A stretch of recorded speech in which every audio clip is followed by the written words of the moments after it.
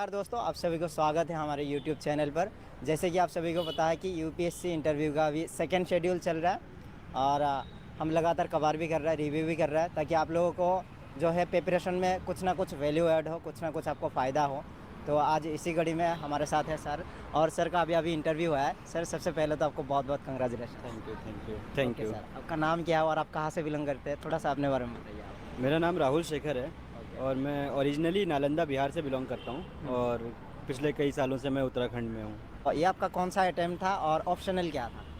मेरा ये तैयारी के साथ पहला ही अटेम्प्ट है और वैसे दूसरा अटेम्प्ट है, तो मेरा ऑप्शनल मैकेनिकल इंजीनियरिंग है।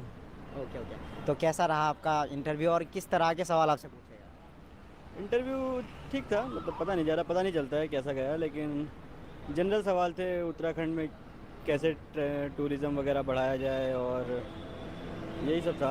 मैं स्पोर्ट्स में हूँ या फिर मैं अभी प्रेजेंटली वर्किंग हूँ इंजीनियरिंग सर्विसेज के थ्रू, तो मेरे डिपार्टमेंट से रिलेटेड सवाल भी थे। और अच्छा, आपका मतलब आईईएस में हो गया था, ये किस साल हुआ था आपका?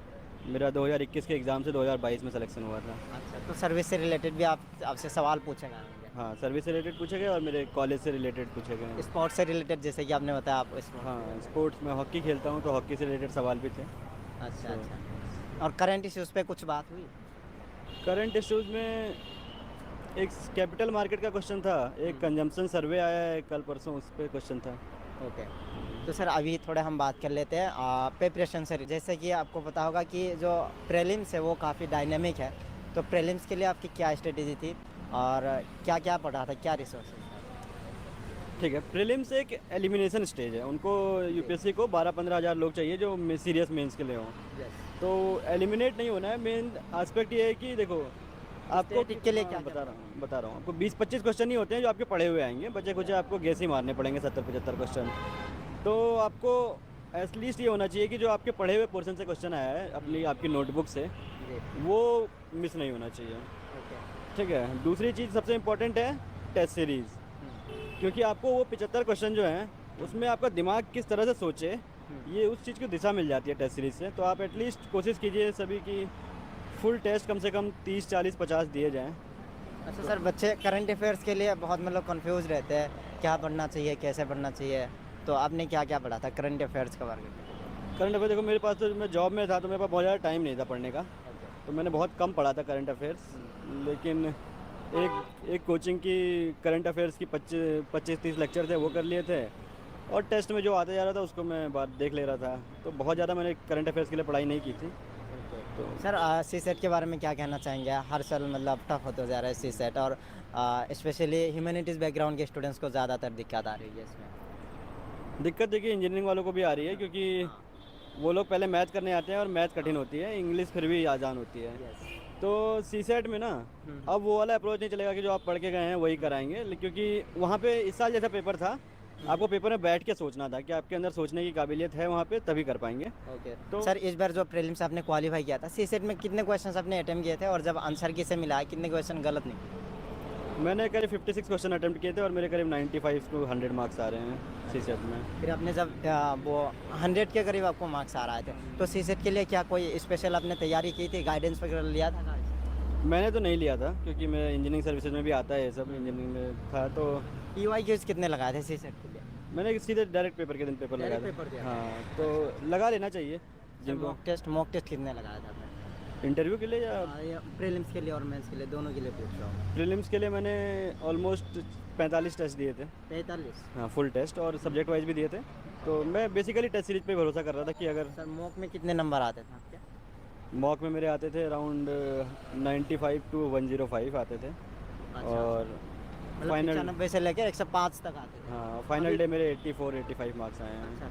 अभी बहुत सारे स्टूडेंट जो है ना 2024 प्रीलिम्स के लिए जी जान लगा रहे होंगे, मॉक टेस्ट दे रहे होंगे, तो मॉक टेस्ट में उनके कितने नंबर आने चाहिए ताकि उनको पता चले कि वो सेफ जोन में है, कि प्रीलिम्स निकाल सकता है, एक आइडिया होता है ना? देखिए, ये कहना बहुत कठिन है, क्योंकि ना जो कोचिंग वाले क्वेश्चन बनाते हैं वो इम्पोर्टेंट चीज़ों का बनाते हैं। यूपीएससी इंपॉर्टेंट चीज़ें पूछ ही नहीं रही है ज़्यादा, वो कुछ भी पूछ ले रही है। तो बेसिकली मार्क्स से कह पाना कठिन है, लेकिन 100 के ऊपर रहे तो थोड़ा सा आप सेफ फील करेंगे कि एटलीस्ट जो 25-30 क्वेश्चन बुक्स वगैरह से आ रहा है तो वो एटलीस्ट कर पाएंगे आप।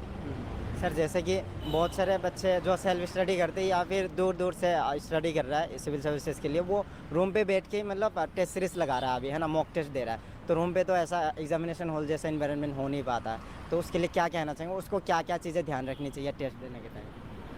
जिनके पास ऑप्शन है वो जाके ऑफलाइन दे लें, लेकिन ऑनलाइन में भी उतना अंतर नहीं होता है, मतलब आपको देने में ऑलमोस्ट सेम ही रहता है। बस आप एग्ज़ाम हॉल में बैठें तो बाहर का दुनिया ऑफ कर दें, और हर क्वेश्चन के हर मतलब इसमें ना आप क्वेश्चन जब पढ़ रहे हैं तो कीवर्ड को अंडरलाइन करते जाइए, क्योंकि वो एक वर्ड चेंज कर देगा, उससे एक स्टेटमेंट गलत की जगह सही हो जाएगा, वो फिर 2.5 नंबर करके बहुत पेन देता है।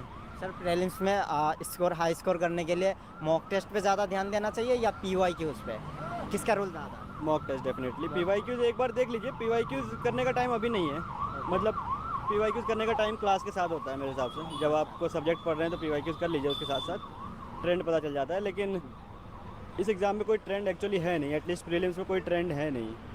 तो हाँ, आप सबसे ज़्यादा जिस चीज़ पे भरोसा कर सकते हैं वो ये है कि आपके अंदर एग्ज़ाम में बैठ के सोचने की काबिलियत है कि नहीं, उसको डेवलप कीजिए टेस्ट के थ्रू, तो that would be very good. Okay sir, वैसे तो आपने काफ़ी कुछ बता दिया, बाकी वीडियो के अंत में उन एक्सपीरियंस के लिए क्या मैसेज होगा जो अभी प्रीलिम्स के लिए तैयारी कर रहे हैं 2024? उनको मैं ये कहना चाहूँगा कि अभी सब कुछ आपको मैनेज करना पड़ेगा, अपना बहुत ज़्यादा एग्जॉस्ट मत कर लीजिए। एक पीक होता है हर स्टूडेंट का, वो पीक ऐसा मत करिए कि अप्रैल में ही आ जाए इतना ज़्यादा थक के। वो पीक एग्ज़ाम के वेरी पहले ये जो 2-3 महीने है स्टूडेंट्स को डर भी लगता है, और जिनकी अच्छी तैयारी नहीं हो पाई है वो तो काफ़ी डर रहे होंगे कि भाई सिलेबस कवर नहीं हुआ, कैसे क्या करेंगे, तो क्या कर सकते हो? देखो, प्री के लिए डरने की ज़रूरत नहीं है, क्योंकि जो बहुत अच्छे से पढ़ के गया उसके सेलेक्ट होने का चांस मान लो 40% होगा, जो कम पढ़ के गया उसका 25% होगा। तो प्रीलिम्स में बहुत रैंडम एग्ज़ाम है, ज़्यादा टेंशन नहीं, ज़्यादा टेस्ट दीजिए, और ये इंश्योर करिए कि जो आपके 25-30 क्वेश्चन नोटबुक से आ रहे हैं वो गलत नहीं होना चाहिए। अगर वो गलत होगा तो फिर दिक्कत होने लगेगी, क्योंकि जो क्वेश्चन नहीं आ रहा है उसमें से नंबर कमाना बहुत कठिन है, लेकिन जो आ रहा है उसमें से गंवाना नहीं चाहिए आपको। चलिए सर, आपको बहुत बहुत धन्यवाद, आपने बहुत अच्छे से मतलब रिव्यू दिया, बहुत अच्छा बताया है। उम्मीद करते हैं इस इंटरव्यू से बहुतों को मतलब गाइडेंस मिल जाएगा। ऑल द बेस्ट सर, उम्मीद करेंगे आपका सिलेक्शन हो जाए। Thank you. Thank you sir.